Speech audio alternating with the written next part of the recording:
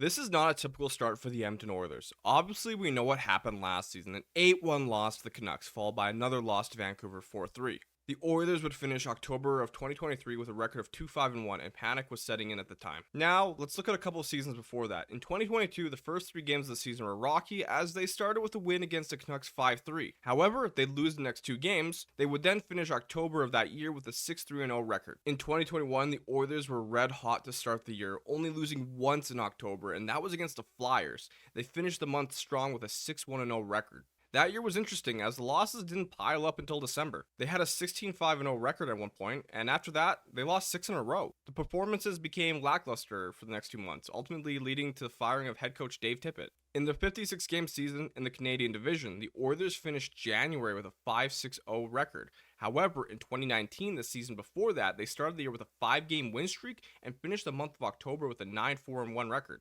So this isn't a typical start for the Edmonton Oilers. They've shown they can start the season strong over the past 5 years. Maybe that depends on how you frame a good or bad start to a new campaign. Is it bad if they rattle off losses early, or is it the blowouts? Yeah, brutal first game of the 24-25 season for the Oilers. However, let's park it and move on because it looks like plenty of good hockey teams have had rough first games. The Oilers are a unique case because October has never been a month that has defined the rest of their season. They've had good starts, missed the playoffs. Good starts, and bounced early in the postseason. They had a terrible start and made the Cup final last year. However, if there is one trend the Oilers will want to snap, it's inconsistent results early in the year. If they're going to win the Pacific Division and have home ice advantage in the playoffs for more than one round, they can't have 4-game or 6-game losing streaks in the first 3 months of the season. I say this because in the last 3 years, they have finished second in the Pacific, and in these recent seasons, they've had strong finishes. They tend to have multiple win streaks in February, March, and April. Think about the 22-23 season when they finished behind Vegas by 2 points. The Oilers had multiple 3-game losing streaks in November and December. Between February 21st and April 13th in 2023, Edmonton only lost 5 times. This past season, we witnessed a 16-game win streak, undefeated in January. It truly feels like losses in November and December almost cost Edmonton the Pacific Division and home ice after round 1 of the playoffs. Typically, the Oilers start with a positive record, but tend to experience a rough patch in the early months. When the playoffs start slipping, they become one of the best teams in the NHL. Opening night is over, and we now wait to see if Chris Knoblauch can help the Oilers produce consistent results in the early months.